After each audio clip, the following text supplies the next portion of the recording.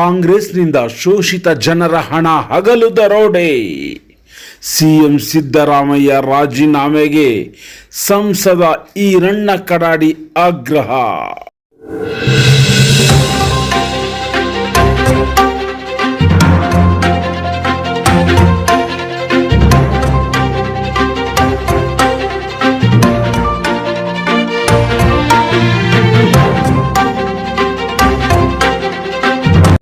ಕಾಂಗ್ರೆಸ್ ಸರ್ಕಾರ ಅಧಿಕಾರಕ್ಕೆ ಬಂದ ಮೇಲೆ ಪ್ರತಿನಿತ್ಯ ಒಂದಿಲ್ಲ ಒಂದು ಹಣಕಾಸಿನ ಅವ್ಯವಹಾರಗಳು ಆಗ್ತಾ ಇರುವಂಥದ್ದನ್ನು ತಾವು ಕಂಡಿದ್ದೀವಿ. ಮೊದಲನೇದಾಗಿ ಪರಿಶಿಷ್ಟ ಜಾತಿಗೆ ಸಂಬಂಧಪಟ್ಟಂಥ ಜನಾಂಗದ ಅಭಿವೃದ್ಧಿಗಾಗಿ ಮೀಸಲಿಟ್ಟಂಥ 11,000ಕ್ಕಿಂತ ಹೆಚ್ಚು ಕೋಟಿ ರೂಪಾಯಿಗಳ ಹಣವನ್ನು ವಿಡ್ರಾ ಮಾಡಿ ಗ್ಯಾರಂಟಿ ಯೋಜನೆಗಳಿಗೆ ಬಳಸಿಕೊಂಡಿರುವಂಥದ್ದು ನಂಬರ್ 1 ದಾಖಲೆಯಾಗಿದೆ. ಅದಾದಮೇಲೆ ಇತ್ತೀಚೆಗೆ ಮಹರ್ಷಿ ವಾಲ್ಮೀಕಿ ಪರಿಶಿಷ್ಟ ಪಂಗಡದ ಅಭಿವೃದ್ಧಿಗಾಗಿ ಏನು ನಿಗಮ ಇತ್ತು, ಆ ನಿಗಮದ ಮುಖಾಂತರ ಸುಮಾರು 89 ಕೋಟಿ ರೂಪಾಯಿಗಳಷ್ಟು ಹಣವನ್ನು ಬೇರೆ ಬೇರೆ ರಾಜ್ಯದ ಬ್ಯಾಂಕ್ ಖಾತೆಗಳಿಗೆ, ತೆಲಂಗಾಣ, ಆಂಧ್ರ, ಕರ್ನಾಟಕ ಸುಮಾರು 270 ಬ್ಯಾಂಕ್ ಖಾತೆಗಳಿಗೆ ಹಣವನ್ನು ವರ್ಗಾವಣೆ ಮಾಡಿರುವಂಥದ್ದು ಕೂಡ ಬೆಳಕಿಗೆ ಬಂದಿದೆ. ಕೇವಲ ಬೇನಾಮಿ ಖಾತೆಗಳಿಗೆ ಹಣ ಜಮಾವಣೆ ಆಗೋದಷ್ಟೇ ಅಲ್ಲ, ಇಡಿ ಎಂಟ್ರಿ ಆದಮೇಲೆ ಗೊತ್ತಾಗಿರುವಂಥದ್ದು ಚುನಾವಣೆಗಾಗಿ ಮದ್ಯ ಖರೀದಿ ಮಾಡಿರುವಂಥದ್ದು ಕೂಡ ಬೆಳಕಿಗೆ ಬಂದಿದೆ. ಅನೇಕ ಹೊಸ ಐಷಾರಾಮಿ ಕಾರುಗಳನ್ನು ಕೂಡ ಖರೀದಿ ಮಾಡಿರುವಂಥದ್ದು, ತನ್ನ ಅಭ್ಯರ್ಥಿಗಳ ಗೆಲುವಿಗಾಗಿ ಈ ಹಣವನ್ನು, ಯಾವ ಶೋಷಿತ ಜನಾಂಗದ ಹಣವನ್ನು ಅವರು ಉಪಯೋಗ ಮಾಡಿಕೊಂಡಿರುವಂಥದ್ದು ಕೂಡ ಬೆಳಕಿಗೆ ಬಂದಿದೆ.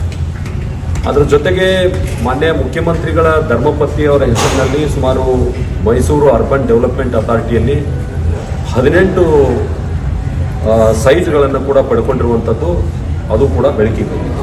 ಈ ರೀತಿ ಸರ್ಕಾರ ಯಾವ ಶೋಷಿತ ವರ್ಗದ ಜನರ ಪರವಾಗಿ ನಾನಿದ್ದೇನೆ ಅಂತೇಳಿ ಚುನಾವಣೆಗಿಂತ ಮುಂಚೆ ಹೇಳಿತ್ತು, ಮತ್ತು BJP ಅಧಿಕಾರಕ್ಕೆ ಬಂದರೆ ಸಂವಿಧಾನ ರದ್ದು ಮಾಡ್ತಾರೆ, ನಿಮ್ಮ ಮೀಸಲಾತಿಯನ್ನು ಕಿತ್ಕೊಳ್ತಾರೆ ಅಂತೇಳಿ ಅಪಪ್ರಚಾರವನ್ನು ಮಾಡಿ ಆ ಜನರ ಮತವನ್ನು ತಗೊಂಡು ಅತ್ಯಂತ ಬಹುಮತಗಳ ಅಂತರದಿಂದ ಗೆದ್ದು ಬಂದಿರತಕ್ಕಂಥ ಕರ್ನಾಟಕದ ಕಾಂಗ್ರೆಸ್ ಸರ್ಕಾರ ಇವತ್ತು ಆ ಶೋಷಿತ ಜನರ ಹಣವನ್ನು ಈ ರೀತಿಯಾಗಿ ಹಗಲು ದರೋಡೆ ಮಾಡುವಂಥದ್ದನ್ನು ನಾನು ಇವತ್ತು ರಾಜ್ಯಸಭೆಯಲ್ಲಿ ಸದನದ ಗಮನವನ್ನು ಸೆಳೆಯಬೇಕು, ಇದನ್ನು CBI ತನಿಖೆ ಆಗಬೇಕಂತ ಹೇಳಿ ನಾನು ಒತ್ತಾಯ ಮಾಡಲಿಕ್ಕೆ ಮಾನ್ಯ ಸಭಾಧ್ಯಕ್ಷರಿಗೆ 267 ರೂಲ್ನಲ್ಲಿ ನಾನು ಚರ್ಚೆಗೆ ಅವಕಾಶ ಕೇಳಿದ್ದೆ. ಸಭಾಧ್ಯಕ್ಷರು ಕೊಡಲಿಲ್ಲ. ಅವ್ರು ಹೇಳಿದರು ನೀವು ಶೂನ್ಯ ಕಾಲದಲ್ಲಿ ಇದರ ಬಗ್ಗೆ ಮಾತನಾಡ್ಬೋದು ಅಂತೇಳಿ. ಮೊದಲನೇ ಪ್ರಯತ್ನ ಮಾಡಿದ್ದೆ, ಆವಾಗೂ ಕೂಡ ಅದನ್ನು ತಡೆಯುವಂಥ ಪ್ರಯತ್ನ ಮಾಡಿದರು. ಇವತ್ತು ಕೂಡ ಯಾರು ನಾವು ಶೋಷಿತ ಜನಾಂಗದ ಪರವಾಗಿದೆ ಅಂತ ಹೇಳ್ತೀವಿ, ಅವರು ಈ ಶೋಷಿತ ಜನಾಂಗದ ಹಣ ದುರುಪಯೋಗ ಆಗಿರುವಂಥದ್ದನ್ನು ಚರ್ಚೆ ಮಾಡಲಿಲ್ಲ, ಸಮರ್ಥನೆ ಮಾಡ್ಕೊಳ್ಳೋಕೆ ಅವ್ರ ಕಡೆ ಯಾವುದೇ ಇರಲಿಲ್ಲ. ಹೀಗಾಗಿ ಕೇವಲ 3 ನಿಮಿಷ ನಾನು ಮಾತನಾಡಬೇಕಾಗಿತ್ತು. ಸುಮಾರು 45 ನಿಮಿಷಗಳ ಕಾಲ ಕಾಂಗ್ರೆಸ್ ಪಾರ್ಟಿ ಒಂದು ಹಂಗಾಮ ಮಾಡಿ ಅಲ್ಲಿ ಮಾತನಾಡಲಿಕ್ಕೆ ಅವಕಾಶ ಕೊಡದಂಥ ರೀತಿಯಲ್ಲಿ, ಚರ್ಚೆ ಆಗದಂಥ ರೀತಿಯಲ್ಲಿ ತಡೆ ಇತ್ತು. ಹೀಗಾಗಿ ನಾವು ಇದನ್ನು ಜನರ ಬಳಿಗೆ ತೆಗೆದುಕೊಂಡು ಹೋಗ್ತಕ್ಕಂಥ ಕೆಲಸ ಭಾರತೀಯ ಜನತಾ ಪಾರ್ಟಿ ಮಾಡ್ತಾ ಇದೆ. ಬೆಂಗಳೂರಿನಿಂದ ಮೈಸೂರುವರೆಗೆ ಪಾದಯಾತ್ರೆ ಇರ್ಬೋದು, ಹಗಲು ರಾತ್ರಿ ಧರಣಿ ಇರ್ಬೋದು, ನಾವು ಕೂಡ ರಾಜ್ಯಸಭೆ ಮತ್ತು ಲೋಕಸಭೆಯಲ್ಲೂ ಕೂಡ ವಿಷಯವನ್ನು ಎತ್ತಕ್ಕಂಥ, ಇದರ ತನಿಖೆ ಆಗಬೇಕನ್ನುವಂಥ ಒತ್ತಾಯವನ್ನು ನಾನು ತಮ್ಮ ಮೂಲಕ ನಾನು ಮಾಡಲಿಕ್ಕೆ ಬಯಸ್ತೇನೆ.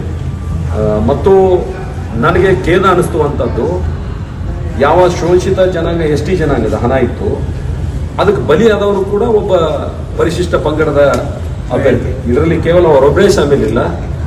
ಕಾಂಗ್ರೆಸ್ ಪಾರ್ಟಿ ತನ್ನ ಚುನಾವಣೆಗಾಗಿ ಈ ದುಡ್ಡನ್ನು ಉಪಯೋಗ ಮಾಡ್ಕೊಂಡಿದೆ ಅನ್ನುವಂಥದ್ದು ಏನಿದೆ, ದೇಶದ AICCಗೂ ಕೂಡ ಕರ್ನಾಟಕದಿಂದ ಹಣ ಹೋಗ್ತಕ್ಕಂಥ ಮಾತುಗಳನ್ನು ಕರ್ನಾಟಕ ಜನ ಆಡ್ತಾ ಇದ್ದಾರೆ.